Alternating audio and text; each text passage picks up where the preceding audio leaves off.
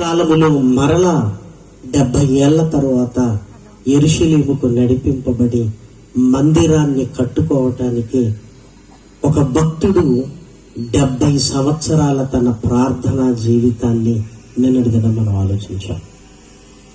ఈరోజు కూడా పరిశుద్ధ గ్రంథంలోనికి వెళ్ళి చాలా చక్కటి సందర్భాన్ని మనం అందరము ఆలోచించగలిగితే, దేవుడి వాక్యము పరిశుద్ధాత్మ సహాయము చేత వ్రాయబడింది అని మనందరికీ తెలుసు.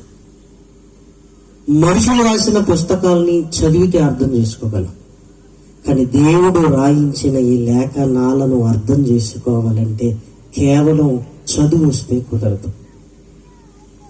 ఏ పరిశుద్ధాత్ముడైతే వ్రాయించాడో ఆ పరిశుద్ధాత్ముడు సహాయముతోనే ఈ లేఖనాలలో ఉంటున్న సంగతులను అర్థం చేసుకోగలిగే స్థితి మనకు కలుగుతుంది. అందుకే మీరు గమనించండి, ఆహార పదార్థాలు అన్నింటినీ ఒకే విధానంతో మనం తినం. మటన్ తినేటప్పుడు ఒకలాంటి పద్ధతి, చికెన్ తినేటప్పుడు ఒకలాంటి పద్ధతి, చేపల కూర తినేటప్పుడు ఏం చేస్తాం? కొంచెం జాగ్రత్తగా దాని ముందు కూర్చుంటాం. ఎందుకంటారు? ముళ్ళుంటాయి గనక గుచ్చుకుంటారు.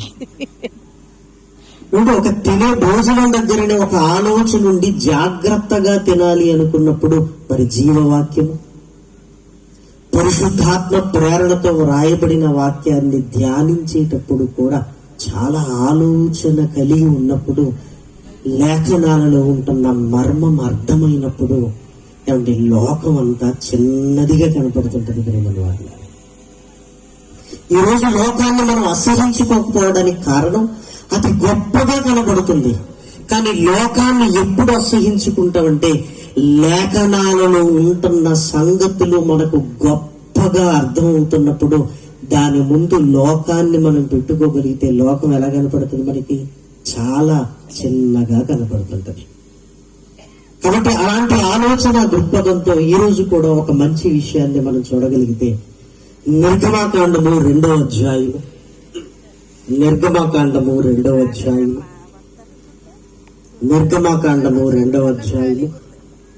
11వ వచనం నుండి జాగ్రత్తగా మనం చదువుకుంటుంటే ఒక విషయం, మోషే గారి ప్రస్తావనతో రాయబడిన ఒక విషయం మనకు కనపడుతుంది. దయచేసి మీరు చూడండి.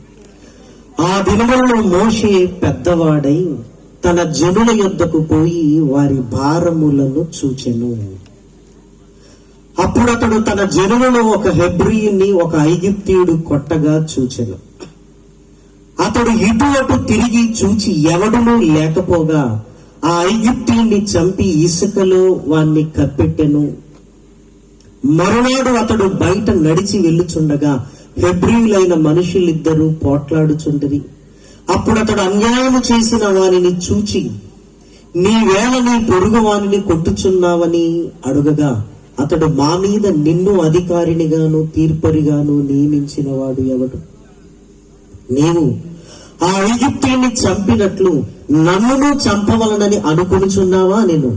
అందుకు మోషే, నిశ్చయముగా ఈ సంగతి బయలుపడెననుకొని భయపడెను.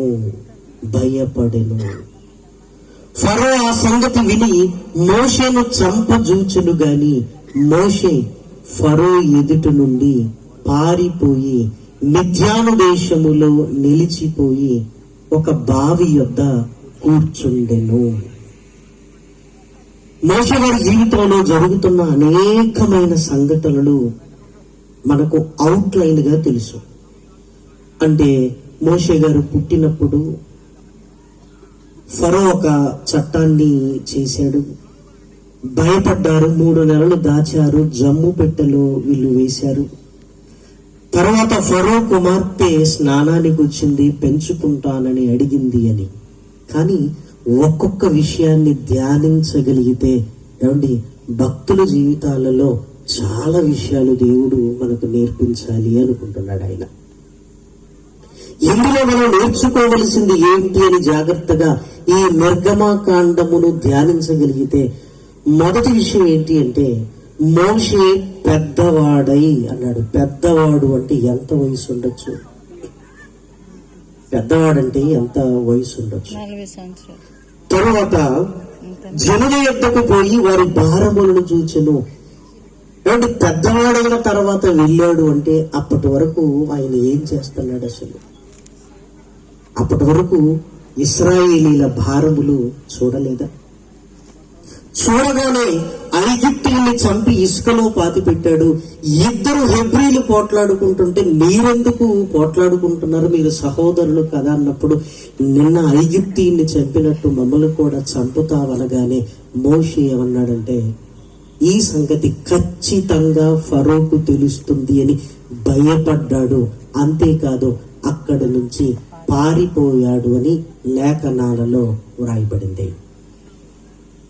ఇదే విషయాన్ని పౌలు గారు హెబ్రీలకు లేఖను రాస్తూ విశ్వాస వీరుల జాబితాలో ఈ ప్రస్తావన తీసుకుని వస్తూ పౌలు గారు కూడా పరిశుద్ధాత్మ ప్రేరణతో ఏమి రాస్తున్నాడో జాగ్రత్తగా మనల్ని చూడగలిగితే, ఏమండి, ఆలోచింపజేసే ఒక విషయాన్ని పౌలు గారు రాస్తున్నట్లుగా మనకు కనబడుతుంది. హెబ్రీలకు రాసిన పత్రిక 11వ అధ్యాయం 27వ వచనం. హెబ్రీలకు రాసిన పత్రిక 11వ అధ్యాయము 27వ వచనం. విశ్వాసమును బట్టి అతడు అదృశ్యుడైన వారిని చూచున్నట్లు స్థిరబుద్ధి గలవాడై రాజాగ్రహమునకు భయపడక ఐగుప్తును విడచిపోయెను. ఏమైనా తేడా గమనించారా? రాజాగ్రహమునకు భయపడక ఐగుప్తును విడిచిపోయెను.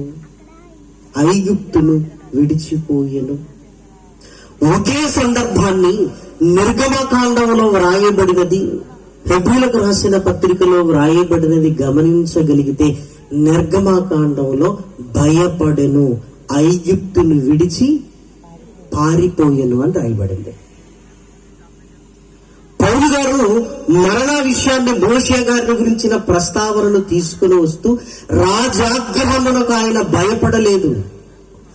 ఐగుప్తును విడిచి పారిపోవటం కాదు, విడిచిపోయెను అంటే ఈ రెండు పదాలు ఒకదానికొకటికి వ్యతిరేకముగా కనబడుతున్నాయి. ఒకదానికొకటికి వ్యతిరేకంగా పడ్డాడు. భయపడ్డాడా, భయపడలేదా? పారిపోయాడా, విడిచిపోయాడా? పారిపోయాడా, విడిచిపోయాడు? పారిపోయాడన్న పదం ఎలా ఉంది చెప్పండి, విడిచిపోయాడన్న పదం ఎలా ఉంది? సభ ముగియగానే ఏలూరులో నుంచి మరలా నేను ట్రైన్కి బయలుదేరాలి, రేపటితో యూత్ సబ్మిట్ కార్యక్రమంలో నేను పాల్గొనాలి. నేను వెళ్ళగానే సునీల్ గారు తన ప్రసంగాన్ని ముగించుకొని పారిపోయాడంటే ఏం బాగుంటుంది? అని బాగుంటుందా? ఆయన సభను ముగించుకుని వెళ్ళిపోయాడని ఎంత బాగుంది చూసారా? అసలు